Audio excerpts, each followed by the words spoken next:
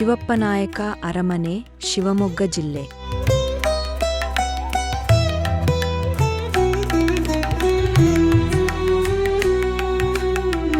ಶಿವಮೊಗ್ಗ ನಗರವು ಕರ್ನಾಟಕ ರಾಜ್ಯದ ಶಿವಮೊಗ್ಗ ಜಿಲ್ಲಾ ಮತ್ತು ತಾಲೂಕು ಕೇಂದ್ರವಾಗಿ ಕಾರ್ಯನಿರ್ವಹಿಸುತ್ತದೆ. ಈ ನಗರವು ತುಂಗಾ ನದಿಯ ದಡದಲ್ಲಿದೆ ಮತ್ತು ಇದು ಬೆಂಗಳೂರು ವಿಭಾಗಕ್ಕೆ ಸೇರಿದೆ.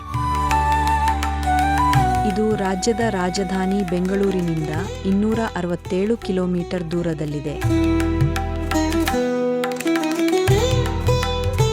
ಈ ನಗರವು ಸಮುದ್ರ ಮಟ್ಟದಿಂದ 569 ಮೀಟರ್ ಎತ್ತರದಲ್ಲಿದೆ ಹಾಗೂ ಹಚ್ಚ ಹಸಿರಿನ ಭತ್ತದ ಗದ್ದೆಗಳು, ಅಡಿಕೆ ತೋಟಗಳು ಮತ್ತು ತೆಂಗಿನ ತೋಟಗಳಿಂದ ಆವೃತವಾಗಿದೆ. ಪಶ್ಚಿಮ ಘಟ್ಟಗಳ ಗುಡ್ಡಗಾಡು ಪ್ರದೇಶಕ್ಕೆ ಪ್ರವೇಶ ಮಾರ್ಗವಾಗಿ ಕಾರ್ಯನಿರ್ವಹಿಸುವ ಈ ನಗರವನ್ನು ಸಾಮಾನ್ಯವಾಗಿ ಮಲೆನಾಡಿನ ದ್ವಾರ ಎಂದು ಕರೆಯಲಾಗುತ್ತದೆ. 3D ಲಿಡಾರ್ ಸ್ಕ್ಯಾನಿಂಗ್ ತಂತ್ರಜ್ಞಾನ. ಈ ಅರಮನೆಯನ್ನು ಸೆರೆಹಿಡಿಯಲು ಲಿಡಾರ್ ಸ್ಕ್ಯಾನ್ ತಂತ್ರಜ್ಞಾನವನ್ನು ಬಳಸಲಾಗಿದೆ.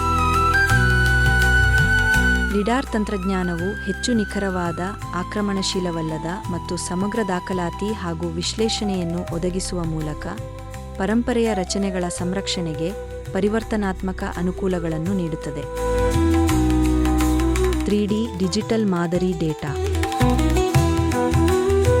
ಲಿಡಾರ್ ಸ್ಕ್ಯಾನ್ ಡೇಟಾವನ್ನು ಬಳಸಿಕೊಂಡು ಪರಂಪರೆಯ 3D ಡಿಜಿಟಲ್ ಮಾದರಿಗಳು ಮತ್ತು ಫ್ಲೈಥ್ರೂ ವಿಡಿಯೋಗಳನ್ನು ರಚಿಸಬಹುದು. ಇದು ಹಲವಾರು ಪ್ರಯೋಜನಗಳಿಗೆ ಸಹಾಯ ಮಾಡುತ್ತದೆ. ಅವುಗಳೆಂದರೆ ಸಂರಕ್ಷಣೆ ಮತ್ತು ಪುನಃಸ್ಥಾಪನೆ, ವರ್ಧಿತ ಸಂರಕ್ಷಣೆ, ಪ್ರವೇಶಿಸುವಿಕೆ, ಸಂಶೋಧನಾ ಅವಕಾಶಗಳು, ಸುಧಾರಿತ ದಾಖಲೀಕರಣ ಮತ್ತು ವರ್ಚುವಲ್ ಪ್ರದರ್ಶನಗಳು.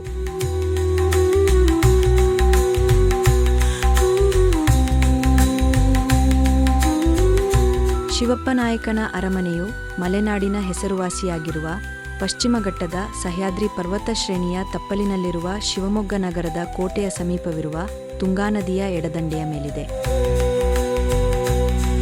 ಪೂರ್ವಾಭಿಮುಖವಾಗಿರುವ ಈ ಸುಂದರವಾದ ಅರಮನೆಯು ಸ್ಥಳೀಯ ಪ್ರತೀತಿಯಂತೆ ಶಿವಪ್ಪನಾಯಕ ಅರಮನೆ ಎಂದು ತಿಳಿದುಬರುತ್ತದೆ. ಇದುವರೆಗೂ ತಿಳಿದುಬಂದಿರುವ ಪ್ರಾಚೀನವಾದ ಕೆಲವು ಅರಮನೆಗಳಲ್ಲಿ ಈ ಅರಮನೆ ಪ್ರಮುಖ ಸ್ಥಾನವನ್ನು ಹೊಂದಿದೆ. ಕರ್ನಾಟಕದಲ್ಲಿ, ಅದರಲ್ಲೂ ಮಲೆನಾಡಿನ ಅರಮನೆ ವಾಸ್ತುಶಿಲ್ಪದ ಬಹುಮುಖ್ಯ ಮಾದರಿ ಕಟ್ಟಡವಾಗಿದೆ. ಅಸ್ಪಷ್ಟವಾದ ಅರಮನೆಯು ಭಾರತೀಯ ವಾಸ್ತುಶಿಲ್ಪ ಇತಿಹಾಸದಲ್ಲಿಯೇ ಒಂದು ವಿಶಿಷ್ಟ ಸ್ಥಾನವನ್ನು ಪಡೆದುಕೊಂಡಿದೆ.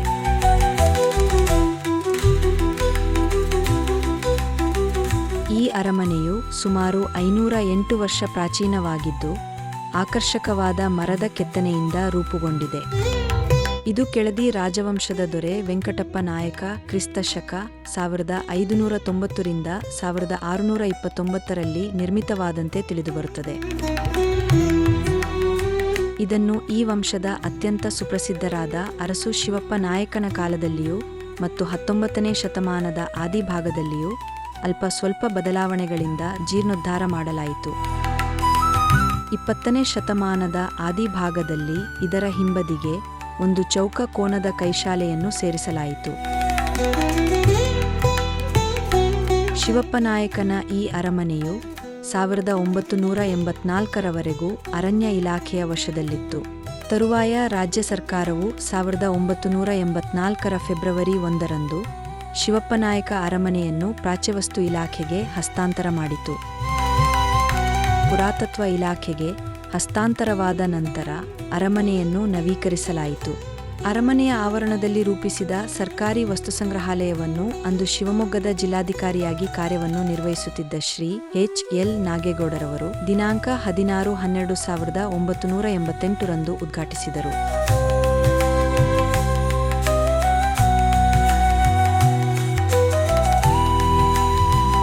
ಶಿವಪ್ಪನಾಯಕನ ಅರಮನೆಯ ಮುಂದಿರುವ ಈ ಕಬ್ಬಿಣದ ಗಂಟೆ 18ನೆಯ ಶತಮಾನಕ್ಕೆ ಸೇರಿದೆ. ಪೂರ್ವಾಭಿಮುಖವಾಗಿರುವ ಈ ಅರಮನೆ ಕಟ್ಟಡವು 10 ಮೀಟರ್ ಎತ್ತರ, 30 ಮೀಟರ್ ಉದ್ದ ಹಾಗೂ 7 ಮೀಟರ್ ಅಗಲವಾಗಿದೆ. ಈ ಅರಮನೆಯ ಮುಂಭಾಗದಲ್ಲಿ ಪೂರ್ವಾಭಿಮುಖವಾದ ಅಗಲದ ಸಭಾಂಗಣವಿದೆ. ಈ ಸಭಾಂಗಣದಲ್ಲಿ ಹೂಗಳ ಕುಸುರಿ ಕೆತ್ತನೆಯಿಂದ ಅಲಂಕೃತವಾದ 4 ಕಂಬಗಳಿವೆ. ಮರದ ಸ್ತಂಭಗಳಿಂದ ನಿರ್ಮಿತವಾದ ಇಳಿಜಾರಾದ ನಾಡುಹಂಚಿನ ಛಾವಣಿ ಹೊಂದಿರುವ ಈ ಅರಮನೆ 17ನೆಯ ಶತಮಾನದ ಮಧ್ಯಭಾಗದಿಂದಲೂ ಅಸ್ತಿತ್ವದಲ್ಲಿದೆ. ಈ ಅರಮನೆಯನ್ನು ಸುಮಾರು 3/4 ಮೀಟರ್ ಎತ್ತರದ ಅಧಿಷ್ಠಾನದ ಮೇಲೆ ಕಟ್ಟಲಾಗಿದೆ. ಇದರಲ್ಲಿ ವಿಶಾಲವಾದ ಸಭಾಂಗಣವಿದೆ. ಇದಕ್ಕೆ ಹೋಗಲು ಮುಂಭಾಗದಲ್ಲಿ ಸಮಾನಾಂತರದಲ್ಲಿ 5 ಇಳಿಜಾರುಗಳಿವೆ. ಈ ಅರಮನೆಯ ಮುಂಬದಿಯು ತೆರೆದಿದ್ದು ಸಮಾನಾಂತರದಲ್ಲಿ ಎತ್ತರ ಕಂಬಗಳಿವೆ. ಹಿಂಭಾಗದ 2 ಮೂಲೆಗಳಲ್ಲಿಯೂ ಒಂದರ ಮೇಲೆ ಒಂದರಂತೆ 2 ಕೊಠಡಿಗಳಿವೆ.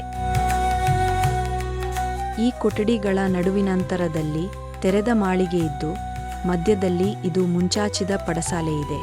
ಇದಕ್ಕೆ ಏರಿ ಹೋಗಲು ಸಭಾಂಗಣದಿಂದ ಮೆಟ್ಟಿಲುಗಳಿವೆ. ಎತ್ತರದ ಮರದ ಸ್ತಂಭಗಳು ಬಲಿಷ್ಠವಾದ ಚತುರ್ಭುಜ ಆಧಾರಗಳಿಂದ ಎದ್ದುಕೊಂಡು ಮೇಲ್ಮುಖವಾಗಿ ಕಡಿತಗೊಂಡು ಸುಂದರವಾಗಿ ಮೂಡಿಬಂದ ಅರಳಿದ ಕಮಲ ಹೂಗಳು ಮತ್ತು ಹೂವಿನ ಬಳ್ಳಿಯ ರಚನೆಗಳು ಹಾಗೂ ಪಟ್ಟಿಕೆ ಕೆತ್ತನೆಗಳು ಇವೆ. ವಿಜಯನಗರದ ಶೈಲಿಯ ಅರಳಿದ ಪುಷ್ಪಾಕೃತಿಯ ಬೋಧಿಗಳನ್ನು ಹೊಂದಿವೆ. ಈ ಕಂಬಗಳಲ್ಲಿ ಕೆತ್ತಲಾಗಿರುವ ಕುಸುರಿ ಕೆತ್ತನೆಗಳು ವಿಜಯನಗರ ಅನಂತರ ಕಾಲದ ಸ್ಥಳೀಯ ಶೈಲಿಯಲ್ಲಿವೆ.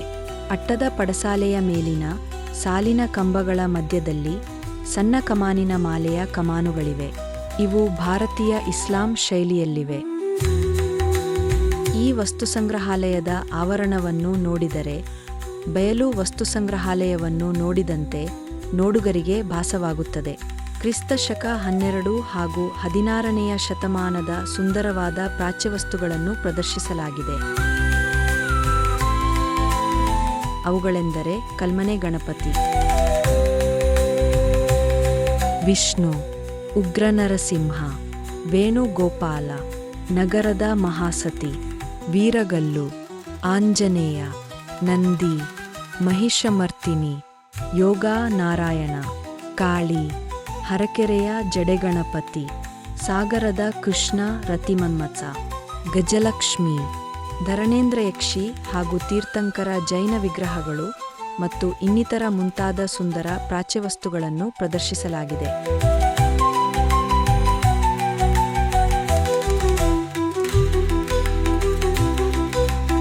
ಅಂತಿಮವಾಗಿ ಈ ಪ್ರಯತ್ನಗಳು ಭವಿಷ್ಯದ ಪೀಳಿಗೆಗೆ ಸಾಂಸ್ಕೃತಿಕ ಪರಂಪರೆಯನ್ನು ಸಂರಕ್ಷಿಸುವಲ್ಲಿ ಪ್ರಮುಖ ಪಾತ್ರ ವಹಿಸುತ್ತವೆ. ಅತ್ಯಾಧುನಿಕ ತಂತ್ರಜ್ಞಾನವನ್ನು ಬಳಸುವ ಮೂಲಕ ನಾವು ನಮ್ಮ ಹಂಚಿಕೆಯ ಇತಿಹಾಸವನ್ನು ರಕ್ಷಿಸಬಹುದು, ಶಿಕ್ಷಣವನ್ನು ಸುಗಮಗೊಳಿಸಬಹುದು ಹಾಗೂ ನಮ್ಮ ಶ್ರೀಮಂತ ಮತ್ತು ವೈವಿಧ್ಯಮಯ ಪರಂಪರೆಗೆ ಜಾಗತಿಕ ಪ್ರವೇಶವನ್ನು ಖಚಿತಪಡಿಸಿಕೊಳ್ಳಬಹುದು. ಇದು ವೈಜ್ಞಾನಿಕ ಸಂಶೋಧನೆ ಹಾಗೂ ಸಾರ್ವಜನಿಕ ಮೆಚ್ಚುಗೆ ಎರಡಕ್ಕೂ ಪ್ರಬಲ ಸಾಧನವಾಗಿದೆ. ಈ ಅರಮನೆಯನ್ನು ಕರ್ನಾಟಕದ ಪುರಾತತ್ವ ಸಂಗ್ರಹಾಲಯಗಳು ಮತ್ತು ಪರಂಪರೆ ಇಲಾಖೆಯು ಸಂಪೂರ್ಣವಾಗಿ ಡಿಜಿಟಲೀಕರಣಗೊಳಿಸಿದೆ. ಧನ್ಯವಾದಗಳು.